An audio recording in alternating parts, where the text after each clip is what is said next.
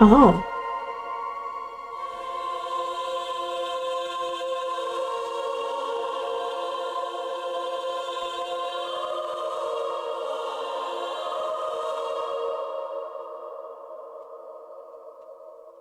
Ticket to Europe?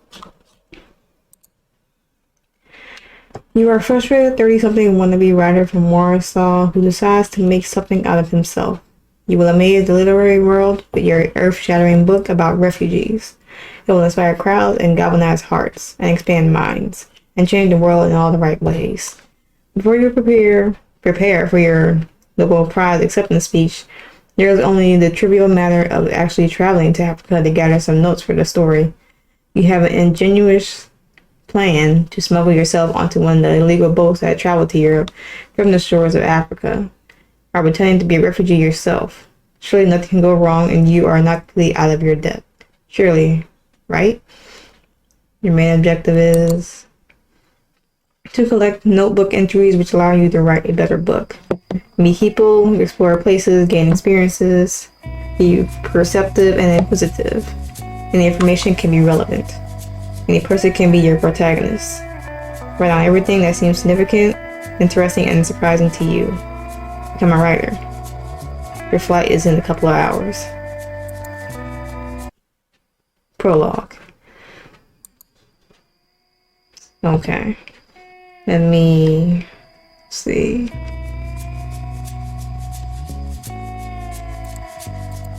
That's better.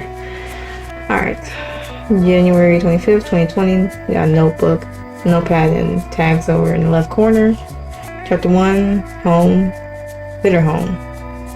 Cursor is blinking on the white background of an empty page. Your flight is in a couple of hours. Maybe 30 years of life contained in 38 square meters. It was 2014 when I first heard about the boats sinking in the Mediterranean. Okay, where did the cat go?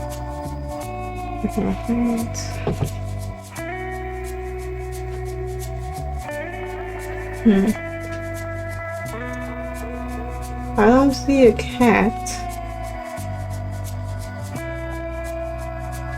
Maybe in that. You can see my strength I'll need it in Egypt. It's hard to fall asleep. My mind keeps running ahead to Egypt. I'm on a different continent by tonight. Finally, I doze off into a twitchy, shallow drowse that comes to a few minutes before the alarm. Still dazed. I stuffed the last of my equipment into the backpack. Intercom buzzes. When I hear the buzz, I freeze. Must be Hella. She's here to pick up the cat, like we arranged. It's been 2 years since I last saw her. I got over her and built myself from the ground up, but I still hold a grudge. And now we are just a few flights of stairs from another meeting. And I look up to her face again after all the suffering. Great, I'm doing it without her.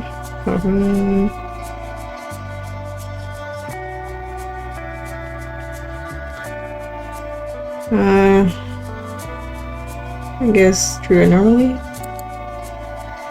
We're an acquaintance. That's what we are to each other, acquaintances. We went separate ways, and that's good. Your footsteps. In the stairwell, I wait at the door. It draws me like a magnet. Should I shake her hand or kiss her cheek? Offer her coffee or get it or wait and forget it? The bell rings. I open the door. Ella looks older. She is older, of course. It's not about maturing. She just looks unwell. Tired and almost unhappy. Hi, she says. I'll grab the cat and go. The name I haven't seen before. Still parked in front of your building. Here we go. As soon as she opens her mouth, she brags about someone waiting for her. She's dealing the cards as usual. Let me just put Engels into his crate real quick, I tell her. You haven't done anything yet, huh? She asks with what seems to me as a passive aggression in her voice.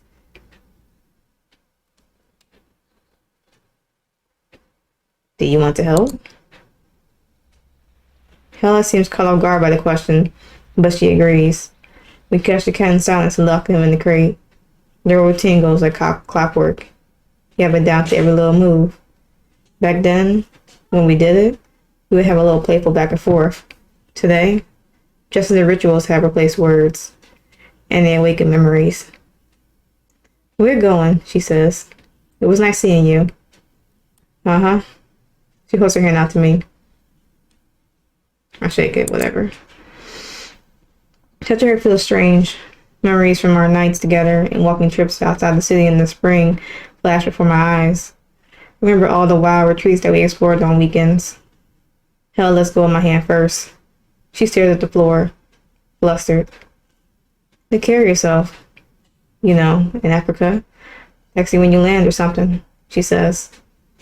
Keep an eye on him, okay? I reply, motioning at the crate. An hour later, and I'm off to the airport. Okay, oh, I think.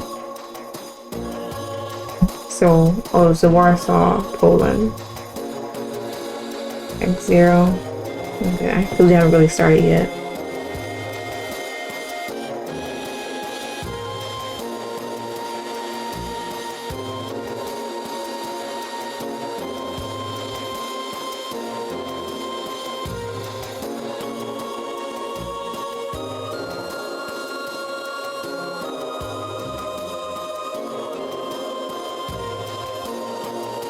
Alright, we're on Act 1.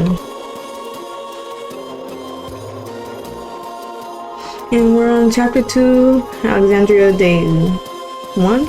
Yep. Morg il Arab. Arab. I guess how you pronounce it, I'm not sure. Forgive me for butchering that. And Alexandria, the lounge is rectangular, spacious, and 10 or so meters tall. Its interior bright with natural light, entering through the glass walls. Colors are muted, mostly beige, light brown, and various shades of gray.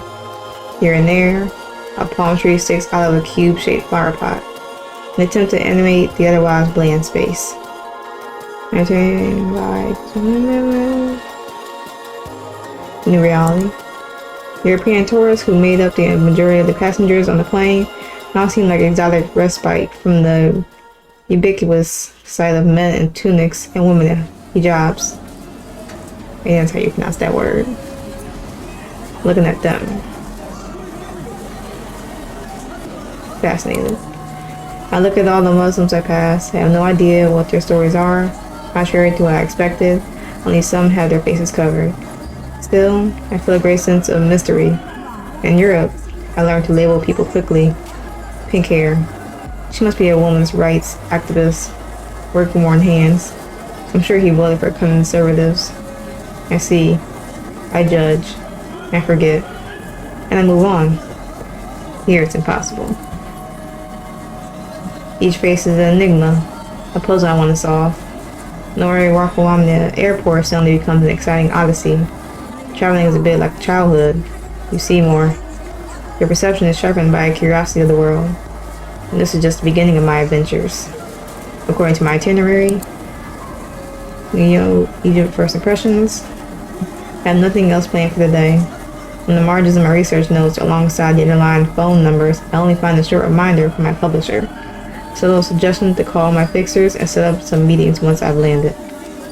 First one.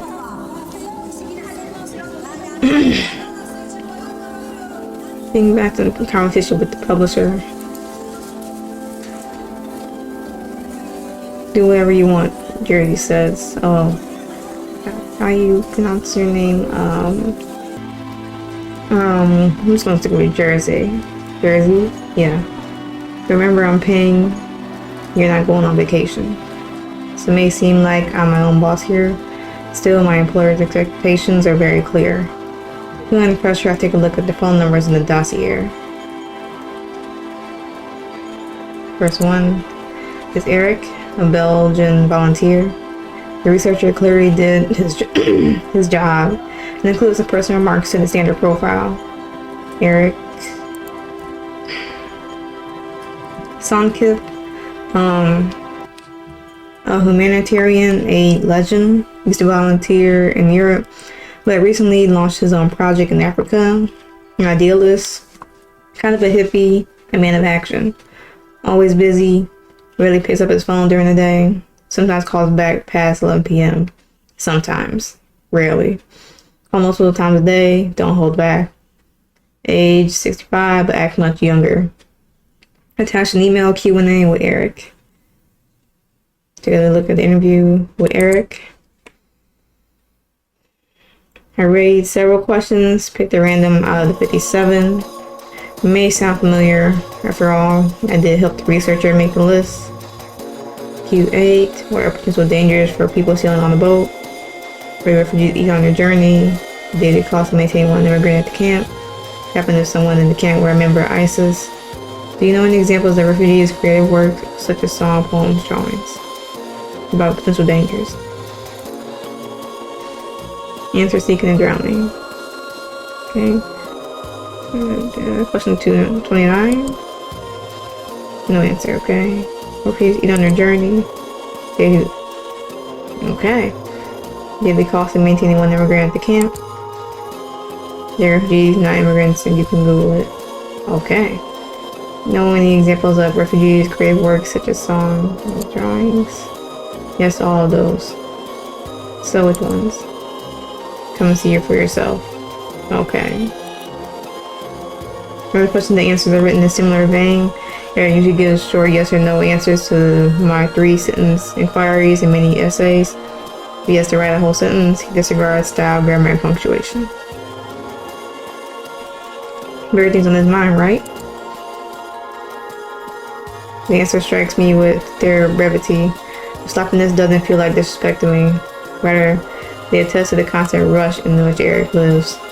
He writes in monosyllables because he has more important things to do than explain the nitty-gritty of the migration crisis to an amateur journalist from Central Europe. The conclusion is simple. Having read a dozen non-fiction books on Africa and the Middle East, I know nothing about refugees. Can't even ask the question worthy of a longer answer. Check out the second set of contact details. His name is Isaac and he's native Egyptian. Profile reads Isaac, or actually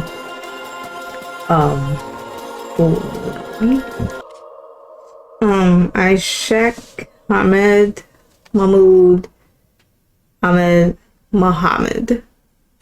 Okay, long name. So-called fixer, someone who lives off his contacts. People say he can get a hold of anyone in Alexandria, or at least he says so. He charges for literally everything. Shouldn't be surprised if he bills you even for picking up. He often disappears for a few days, like an active member of the criminal underworld. Warning: a shady guy. Stay vigilant. Personal data. Is it complete? The date and place of birth are missing, and there is a cartoon of Robin Hood instead of his photo.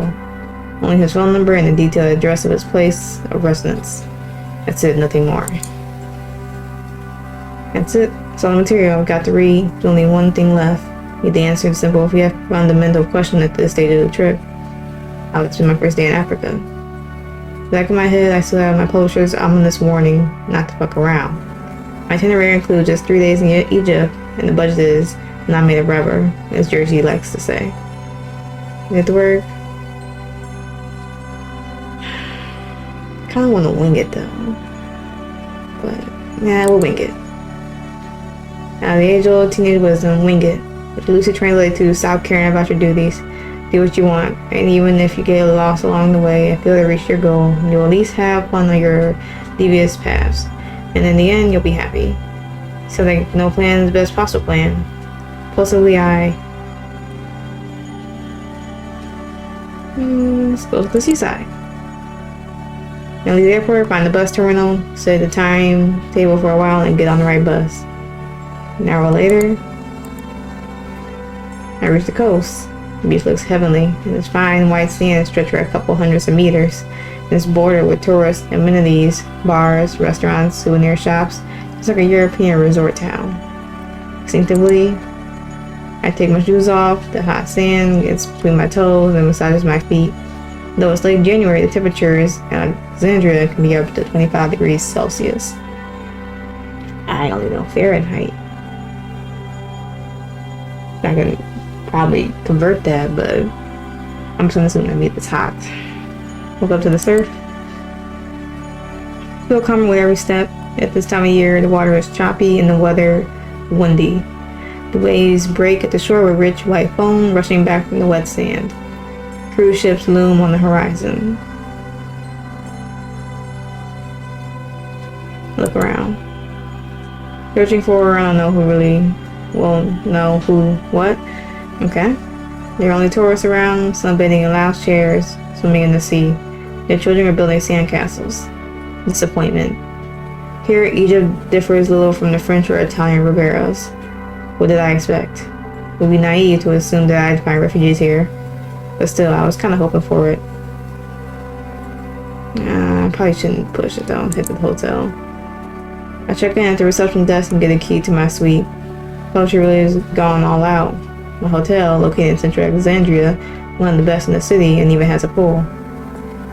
Take the lift to the 9th floor, and I find myself in this tiny, closed, familiar space, isolated from the exotic stimuli. My adrenaline plummets. I realize how terribly exhausted I am physically. At the same time, I feel an intellectual excitement.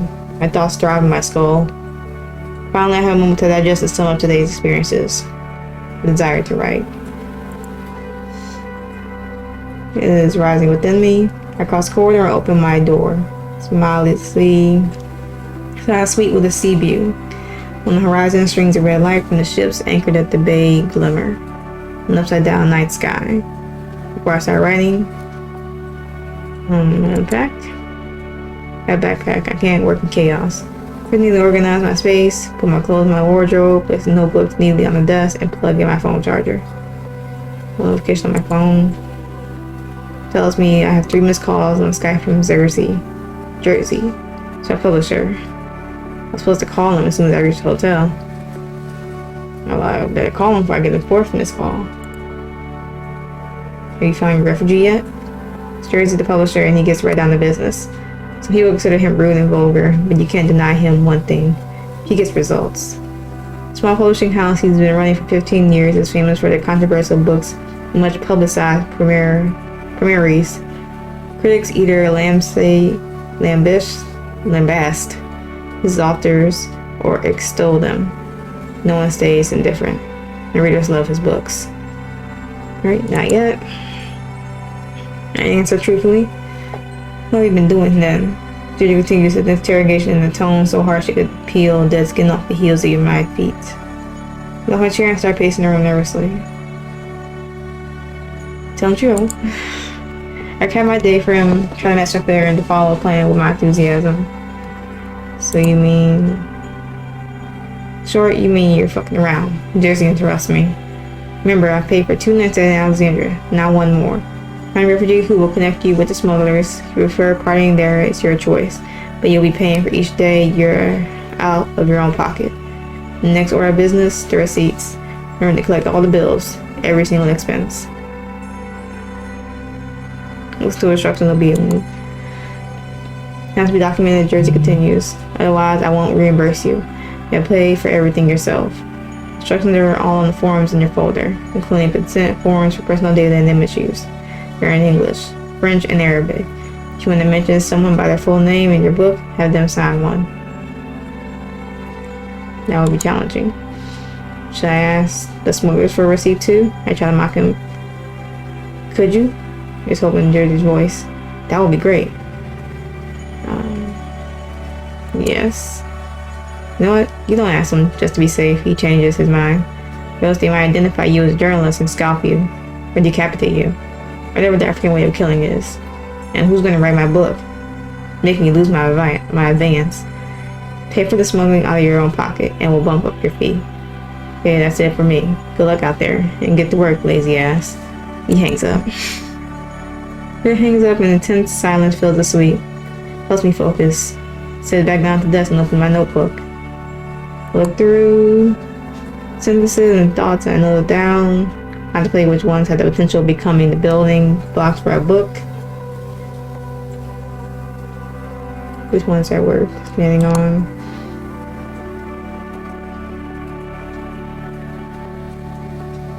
Egypt First Impressions. Focus on the people. Alright, paragraph portraying the people I met. Look for some universal themes which connect the Muslim and European communities. Move on to another entry. Read through my drafts a few times over so I can enjoy the melody of the sentences. Then I wonder if I like to expand on something else tonight. Guess not. Close notebook and put the pen down. That's enough for the day. Don't need to rewrite anything else. Feeling like doing my duty or literary duty. Trying to go to bed. First day in Africa has come to an end. Been playing Ticket to Europe demo. Okay, get support thus by adding the game to your Steam wishlist. Alright, well, that is it. So, this is it for the demo for Ticket to Europe. If you enjoyed what you, I guess, watched and also read with me so far, then of course everything for this game will be in the description below. And if you want to, this game is on Steam. You can add it to your wish list when it comes out, which I believe is beginning of 2023. So take that as you will. But hopefully y'all enjoyed this video. Of course, if y'all did, don't hesitate to like, share, comment, subscribe, all that fun stuff. Yeah, so that's it for this. This game was sent to me to play, otherwise I wouldn't have found it. And it's actually really nice and in-depth.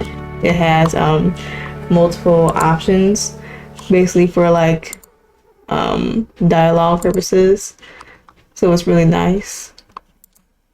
It see, yeah, like the first beginning of like 2023, so I'm assuming maybe like March, maybe. But it is very much in-depth, interactive. There's hours of gameplay, many options for dialogues. It's going to be a very much in-depth game. So if you're looking for something like that, then I would suggest playing this when it does come out. So yeah, I'm just gonna end it here instead of just rambling. So hopefully y'all had a good day, good yesterday, and better tomorrow, and I'll catch y'all in the next video.